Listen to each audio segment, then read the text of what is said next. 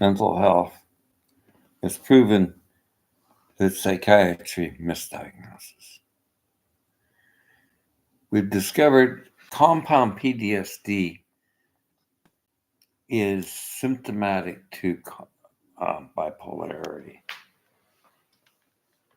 It's a long story, but I'm going to tell you. Sorry, I'm holding this computer. I started out in horse racing. I thought that would be good for me because I loved horses. So here's the first kicker. Hockey players tell me they hate football sports players. That sports reporters always got to have the wins. Well, not every horse wins, but they don't. Owners don't have to force a trainer to kill a horse. And that's what I was witnessing. Drugging, not being able to report it, and I wanted to work for me and do equine assisted therapy, massage, and reporting it to the facility authorities. I couldn't do it because the government of Ontario was always winning elections on jobs, jobs, friggin' jobs. Some people don't want to work for people because of abuse and hidden away agendas. So I had a horse beaten to death right in front of me. Right in front of me. He was not licensed to train horses. The owner wanted to scapegoat and save money. So he gets a guy from Liverpool, England, that says he trains horses. Well, I've heard a lot of people say they do certain things. He didn't have a work permit. He did not have a work permit. He was staying on holiday. I'll train that horse. You took a club and beat a colt to death. And I'll tell you, it was my first, well, I had a couple of traumas. I saw cars running over my little puppy when I was a boy. This all started coming back when I came back here. I came back to get legal justice against my niece. They threw me out with no housing. My brother died. But in Ontario, it's okay to throw your uncle out. And I'm not the only one. There's a businessman, he's on the streets because of the stupid system. You start listening to people. Another thing, I got compound PD. I got more trauma. I went into a shelter and I want them closed. They hired these narcissists that run them. I couldn't believe this. No compassion. That's narcissism. Here's a drunk. Okay, I was a drunk. No, you can't force a drunk to be sober, but he needs a cot and a place to stay out of the friggin' cold. They were taking pictures that he had urinated on through the cot. He was an old man. A lot of old people urinate. And they were threw him out in the cold. That's a human rights violation. It's these brokers that are feeding these shelters, and they're narcissistic people that run them. And I never knew this, and I discovered it. But I have other compound PTSD. And you know a big T when you can't move and you're frozen. I got shot at driving a taxi cab. Well, it would have been resolved if they hadn't let him out and meeting him 2 years later. He fired rounds at me with a sawed-off shotgun. And the lawyers got him out, and I talked to police, and they said, oh, my God, he only got 2.5 years? Yeah. Greg, there's something wrong with the system, brother. I love them calling me brother because they're starting to feel this because they're getting rounds fired at. We've lost 2 police officers in Ontario. Our system doesn't work right. I called the Human Rights Tribunal. I got thrown out of a hospital because of a medical malpractice. I couldn't get legal action against the psychiatrist. He was over-medicating me, and I started reading articles on this. They misdiagnosed in a outpatient situation. It was true hope that got me well and got me off all that junk. I would have died. I was suicidal on my birthday because of the amount of drugs he had me on. And he was drunk coming to see me when I'd wait 2 hours for him. And I really don't like them. They misdiagnosed, and he's a drunk. I could smell liquor on his breath, and he says, I got to freshen up. You were 2 hours away, doctor. I was waiting for you. You come in, and you just label and throw pills at me. And I'm watching this guy go in there, and these drug companies just coming in and trying new chemicals that aren't even tested. I had 64 drugs. No, I had 5 drugs, all hooked up and killing me. I never got well on that stuff. It was always been natural medicine. Homeopathy, which I'm studying now. They say it doesn't work. It does. I had night terrors. I went to a naturopathic doctor, and they went and gone just like that. And the cost of a homeopathic medicine, is it placebo? When you water it down to 1,000, there's a science to it, but not on their level. So I really want to get to Australia and do this work and help people not go for this garbage. Our human rights laws got to be better. I'm looking at the World International Tribunal. I was trying to get through and get some justice. I called the tribunal up, not the tribunal, the agent. She says, I got PTSD. Well, let's measure how much PTSD. You're going to tell me your PTSD is worse than mine? What the hell are you judging me? You're not a doctor, and you're not a PTSD person. I meet veterans, and I know their PTSD is pretty bad. And we brother up, because they tell me what they've gone through in hell. But I have to have empathy, and the way we treat PTSD is completely different than anything. Here's a young man in a place. I don't like your attitude. No, he's being protective. I said, back off and give him some space. He says, sir, I got PTSD, and I don't like your attitude. Well, he's defensive. Probably his family's done something, or somebody's done something. The only way I've ever seen young men that have gone for PTSD from going in a bar, getting the crap beat out of them, is CBD.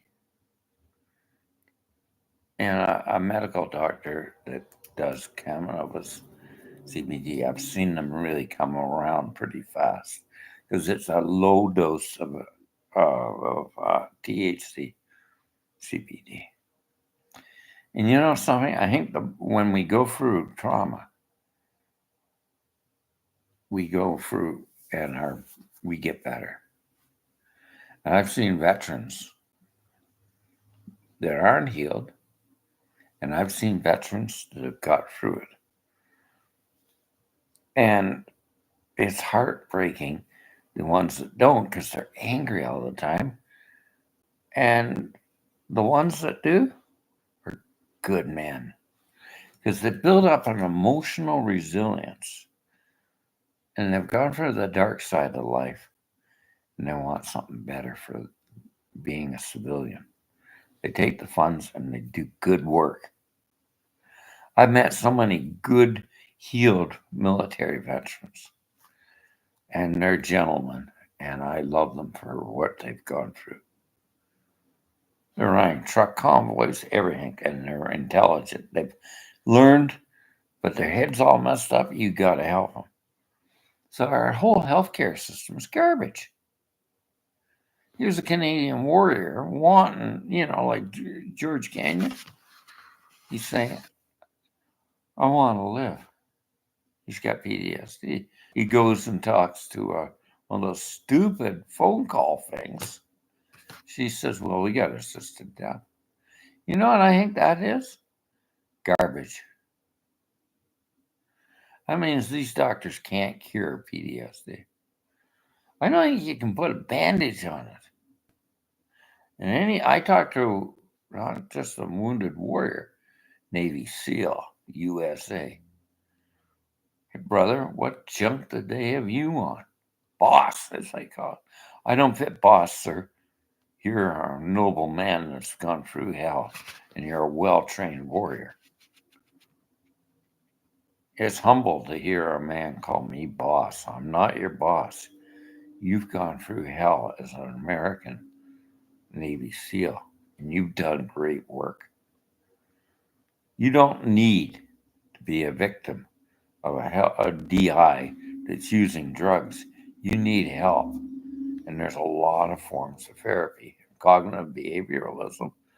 There's many forms to help soldiers get well. The United States has got better programs because they had this Marines, so many damn vets going through hell. I get up in Canada, your governments are just playing parlor games. Trudeau did say something right. I don't care if you don't like Trudeau. He said, you guys need programs. Damn right they do. So I go in a bar there, and there's this gentleman. He looks like a really well-dressed man. Well, he is. He's a military 32-year veteran of the Canadian Armed Forces, like Don Cherry. God bless Don Cherry for all his support in our military. He's got his phone, his iPad there. He's got every mission on there. But he's drunk. So she says they need money. The interim leader of the Progressive Conservatives. This is why I have a hard time with them. They don't do walkabout meet our veterans. I do, and I meet them. Here he is in the bar drinking 35 beers a night with that $250 payout. He's not getting treatment. He's processing. And he's sort of genial on this. He says, Ethiopia? Oh, hell, that took 15 years of drinking to process, boss. I was walking over collateral damage. So I said, what do you do? Look at these videos. He's got one of those really short-barreled Banshee guns on the side of a Griffin chopper. He's a door gunner, a hero. I called wounded warriors, brother, you're meeting heroes. Yeah, but these guys are messed up. 250 payout, they need programs. So wounded warriors joined up. Because my father was a warrior, World War I. I've had officers of the Canadian and American Armed Forces want to talk to me about that. We sat and talked all night long, but he was drinking like a fish. And I said, what's your problem? You say that's no problem firing that Griffin or Banshee gun. And it shows the streams of bullets going down there, and there's no collateral damage. You're just shooting down for cloud cover, and you know you're killing a lot of people. It doesn't worry you, especially when you're drunk. But what worries you is morale duty. I said, what's that, Bob Hope? No. Hercules aircraft coming into Kandahar. You got to get these body bags, which we had the Trail of Heroes. Remember that? The Trail of Heroes, they were in body parts. And he's putting them in bags and shipping them into those containers to ship back to Canada. Did we forget what our warriors went through in Kandahar? Don Cherry, you made us remember. You made us remember, and I really honor you for that. I don't care your political stripes. You were right on that. Don, you said it as it is. And I honor hockey and the way you used your heart to make people in Canada say this young lad just died for his country. It's so friggin' frustrating. So wounded warriors I talk to, I can go around here There's a lot of therapists, but you got to pay for them. Why? They're Jungian. They do cognitive behavioral therapy. They don't push drugs. They try everything to help you, but they're 150 an hour and a sliding scale. If you've gone through the system of the medical racket, and these guys are just throwing drugs at you, you'll get a label on you. Bipolarity, AD, and it's going on all the time. I'm sitting in the park playing my guitar. I got PTSD from psychiatry. He was killing me on drugs. Cops she called the police because I said, I feel like I'm going to kill myself. What was going on, Greg? The cops started saying, you're a nice guy, Greg. You seem to care about us instead of you going to this hospital and locking you in a room. We're not going to lock you in that room. We're going to leave the door open. I think you just had too much medication. 2 cops were outside and they said, he's a nice guy. 2 young women came in that were psychology. Oh, Greg, you've had too many medications. You're a very awake, kind human being. Well, sometimes we suffer and we start caring about other people. I care about police officers. I care about first responders. I care about a lot of people. Sometimes when I'm suffering, I have to have the altruism to go beyond it, to feel something better and love people. So I have been coping with PTSD, studying courses online, learning holistic therapies, not drugs. So she's in Arizona. She says drugs are just Band-Aids. They don't cure much. And I talked to a Canadian Armed Forces officer that's a spotter for wounded warriors. He says, yeah, you're right, sir. There's a couple of things people don't understand about our Canadian forces. They've been doing peacekeeping missions. Peacekeeping's a hell of a lot worse than combat. Part of PTSD is frustration. Frustration of inability to do something about the situation. Brigadier General Richard Romano shaking hands with the devil. He had he had PTSD. He was living on park benches, a brigadier general of the Canadian Armed Forces with Luanda and these other forces. He was drinking. It's called, what type of, there's many forms of PTSD. And when you can't stop people from killing each other and you're doing a peacekeeping mission, whoa. My mother had compound PTSD from World War II. She saw her nursing sisters in Papua New Guinea murdered by Japanese and tortured. And every night she's telling me these nightmares about humiliating nurses, Japanese prison guards, and the death marches. She was a survivor of the trauma of World War II. She's an Australian military officer. You know what I like about Australia now? They got monuments honoring those nurses. My mother would rest in peace in Australia, in heaven, to see that. We have to have more understanding and grasp on compound PTSD and PTSD. Instead of throwing it at labels, labels are a group of symptoms, right? And I saw a therapist, she was teaching me online from Washington State. She says, okay, we'll box these labels in. We got a problem. We got a bunch of symptomatic things. But is that the illness? What's the underlying cause of all those symptoms? A forensic study would say go back into the history of the person instead of analyzing a group of symptomatic illnesses. So this compound PTSD gets locked down inside. We don't even know we have it. Well, I did. They were coming back, exposure therapy, coming back one at a time. The problem is I had it and I couldn't get justice. I couldn't communicate with people.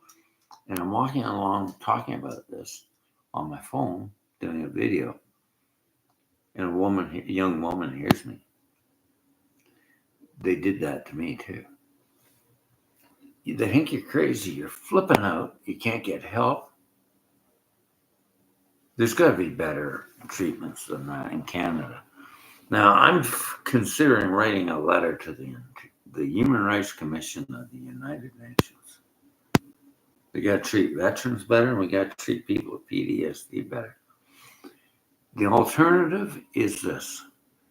If you got PTSD, get a marijuana doctor or a therapist that's natural. And I can get CBD from Canna Farms. This goes under the tongue. It's not a smokable. It's a light oil. Doctor prescribed it. He says, if you want it, Greg, we'll get it. $70 for 4 months supply. Well, what is it? It's a very low grade, conservative dose of THC. I'm seeing it in police officers and military. We got to quit diagnosing people with blanket diagnoses. That's the problem with mental health. And what trauma is. If I was judging, I wouldn't judge. I'd look at the core value of that human being and go from there. I don't want to ever judge people. She's weighing her PTSD against mine. Maybe it is bad. But everybody has a certain foundation of what we call a core value or what we relate to. And animal abuse was one of my major ones in horses. It doesn't make sense to people. Depends where your core value was formulated because you worked with horses and that was your life. And you had this core value that horses should not be abused.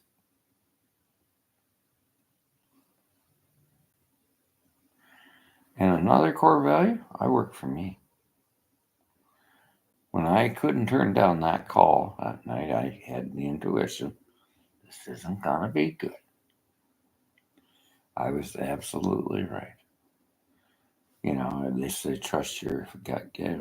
What can you do if you're working for a man and you tell him he'll fire you? And I needed the money, and you can't tell him.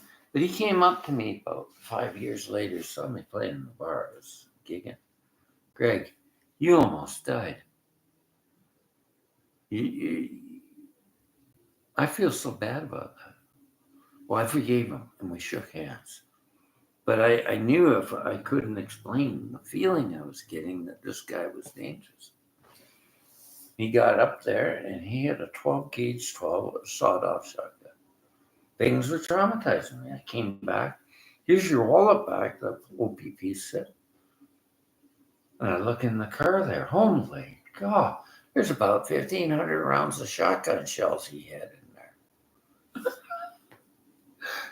He's as dangerous as hell.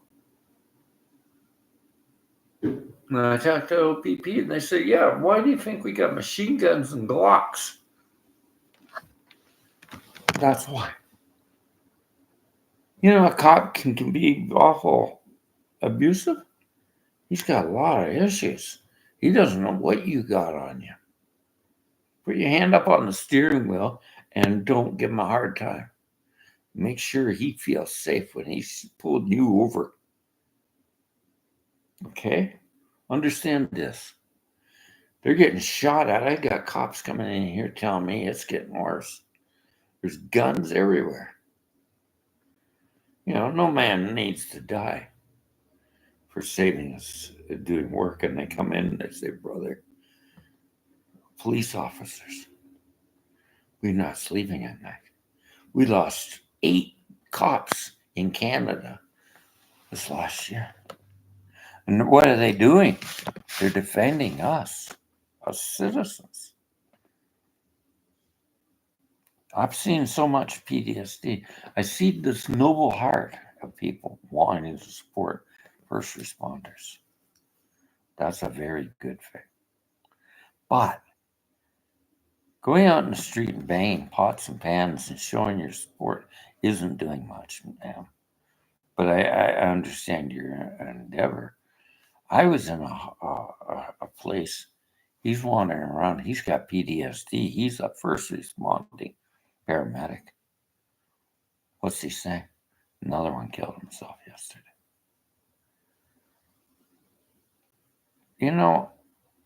It's getting to the point that we gotta really question our first responders, our police, and our military, and people that go for a victim of crime. We gotta really examine that. Now here's me.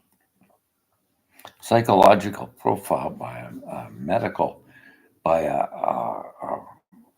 a cognition on type of work I should do.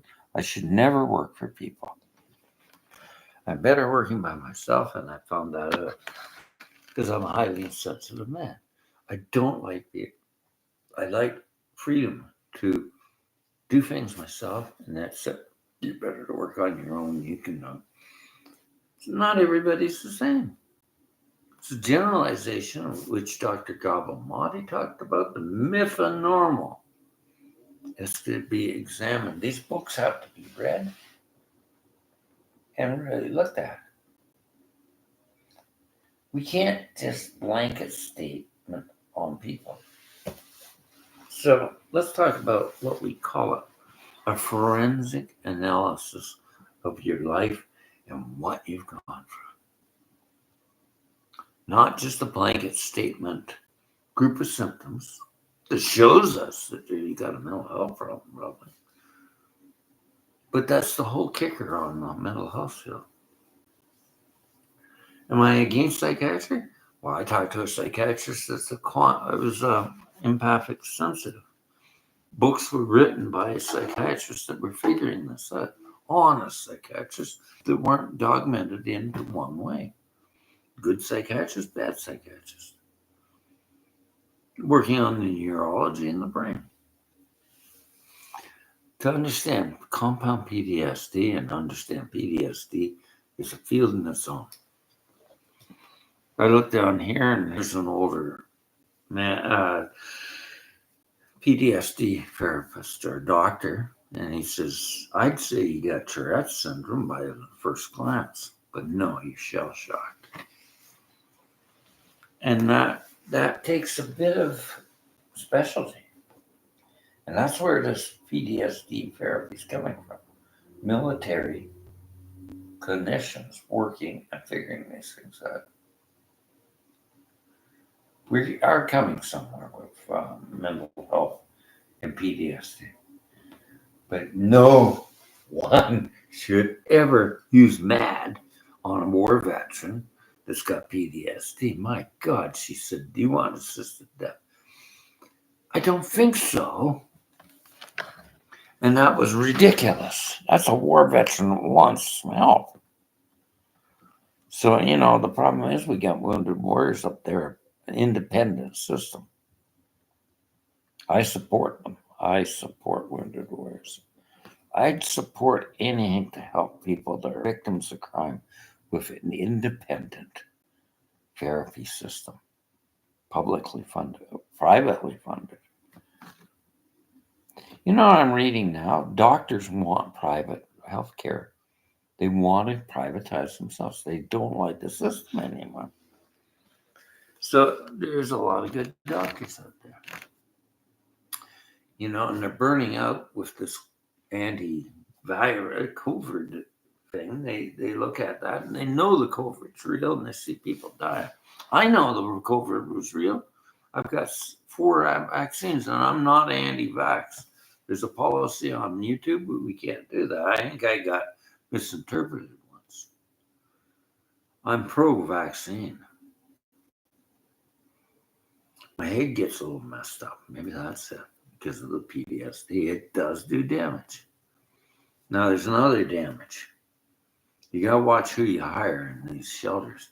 I would have a right to be housed. They wouldn't house me because they hadn't paid off debts. I lost $18,000 traveling around Ontario because I dug for it, but a line that said, "Doctor, they don't have to house you if you got a poor credit score." Well, they never paid off the debts. So I want some justice on this. And I don't know how I'm going to get it. I got Legal Shield. I'm trying to map it out. It shouldn't be this way. It should be for lawyers working with me and figuring this out with me and sitting down and maybe a psychologist that's objective for all these troubles. I'm not a man that really wants to be felt sorry for, but I want financial compensation and I want to leave Canada because of this weak law system. I'm reading through legal system. It's not what the United Nations has in the tribunal on human rights. Our laws are so weak. You know, there's something wrong with Canada. The whole organizational structures. Our political system is so broken. Like we blame Peter for Paul and everything. And if we look at it, it's just disorganization between provincial and federal law. It's got so weak. The link of unity in this country is being weakened. The chain of command. Chain of command in most businesses are getting weakened.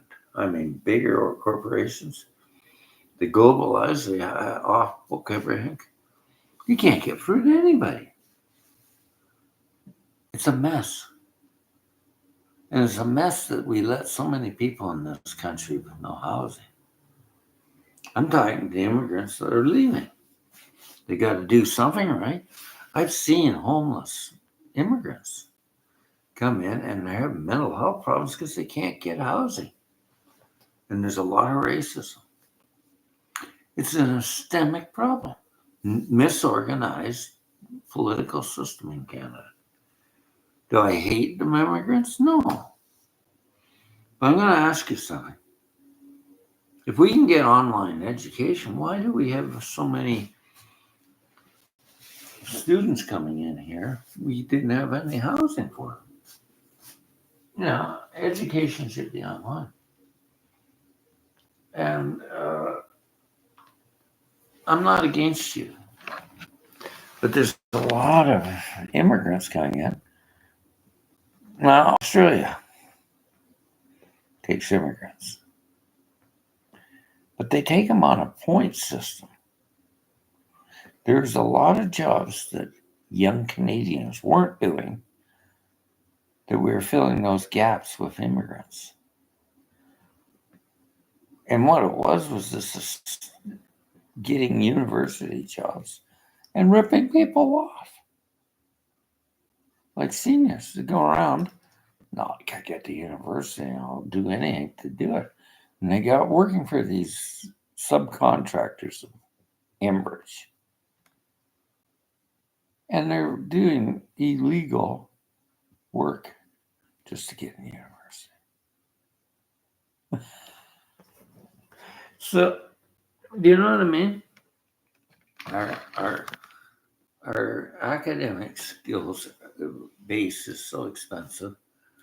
trying to get into university by doing subcontracting or crooked law subcontractors in energy systems, like putting big energy systems that aren't needed for a house and water treatment, where there's the best treatment water in Ontario. Come on. Do you see how much? And it took two parties to get together. Well, maybe we should do something about it. Maybe you should. But Peter doesn't know what Paul's doing in Canada. We have no unified government system to unify. Now, Pierre is saying he's going to fix the healthcare system. Well, he said he was going to too. Doug Ford. It's gone up.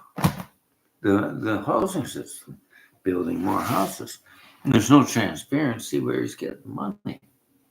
But he got in through through the media system of social media. So social media is a dangerous tool. And, we've looked at this. Doug, where are you getting this information? Now you're attacking gainfully retired people. So you can have land in Greenbelt up here. They do like to play golf. They do all their elitists. Doug, your phone we need a record of where you're getting, you say, call us. But we don't know who you're paying. And then there was scandals there about Doug daughter having a fucking dough and somebody paying the way for it. For this Greenbelt project. Problem is like I told the military, oh, it's a John Gorka song. He says, I think you're right. Houses in the field where agriculture should be. I was talking to him yesterday, a Canadian military, spent 20 years in the forces. He's got a pension. Maybe I have to go back to work. Because we've just inflated the market. And he should have enough to live on. But I don't know. So I really, what the hell's going on? So, he's saying, it's up to the province. It's up to, I'll tell you, Trudeau doesn't have much to do with the housing market. Okay? Don't blame it on Trudeau. Blame it on the leak system and the links. Over there, it says in the Charter of Rights and Freedoms, everybody has the right to housing. Not them. They're brokers. They know the economy's crashing, and they're going around saying housing's a commodity.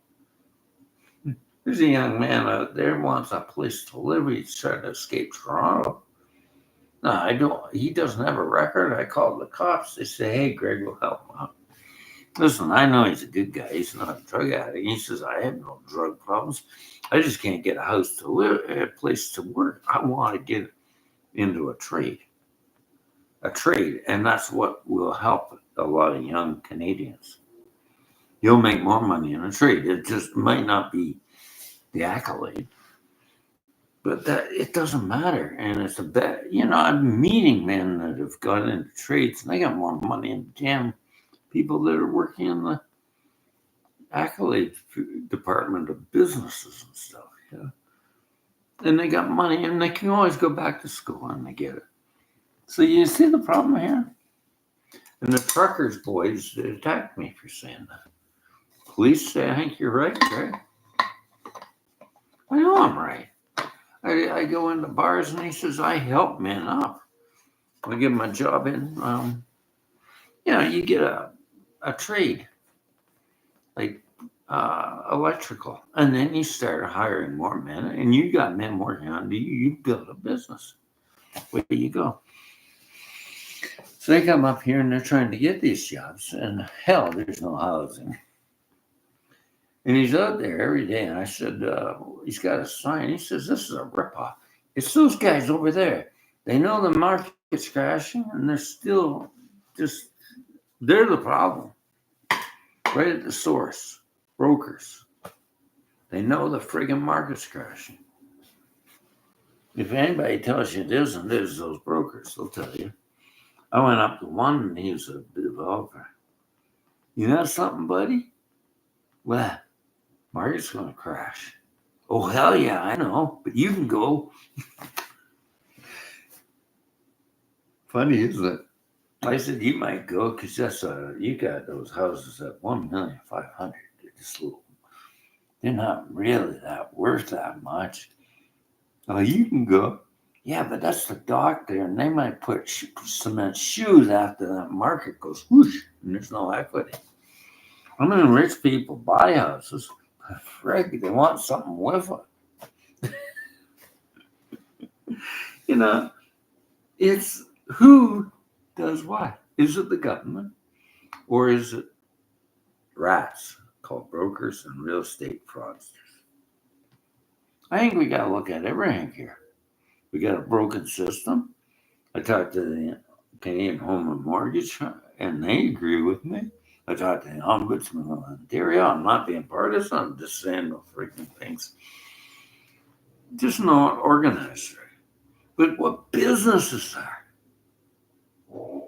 There's a miss leadership programs in a lot of businesses. They came to me and they wanted to join the team. Why would I join the team? I looked at your portfolio. Your company's pretty well shot and all full of holes with mismanagement.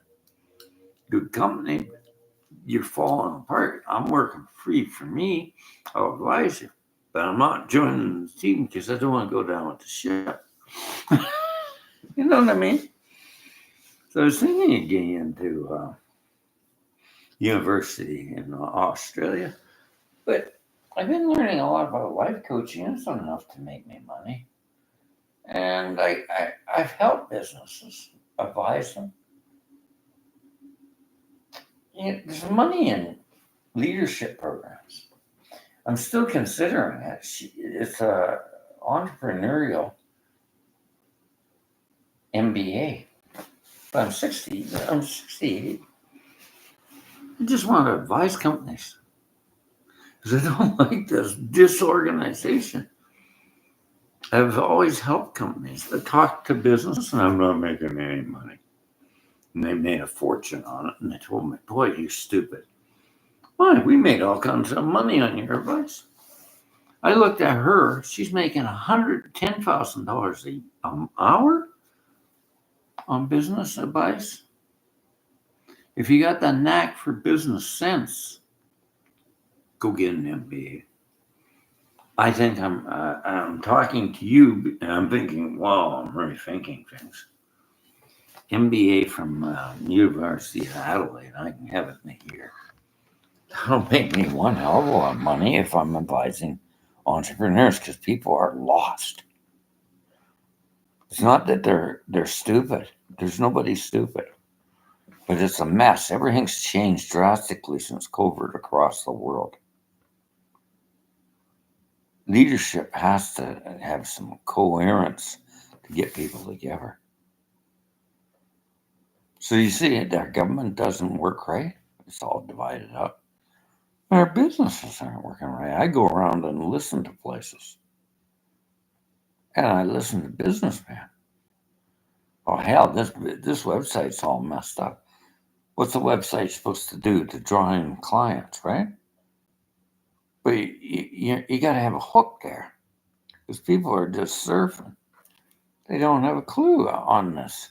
Entrepreneurial businesses have to have a thing. I really think I'm going to sign up for that MBA because I don't like countries falling apart and I don't like businesses falling apart and going, poosh. And I like money and making money that's going to help businesses and keep the economy floating in Australia. I think this is over here. And I talked to them down in Adelaide. Yeah, they're following the U.S. model. Yeah, but the U.S. model is pretty sick. It's $31 trillion in debt. There's something wrong here. It's the end of growth.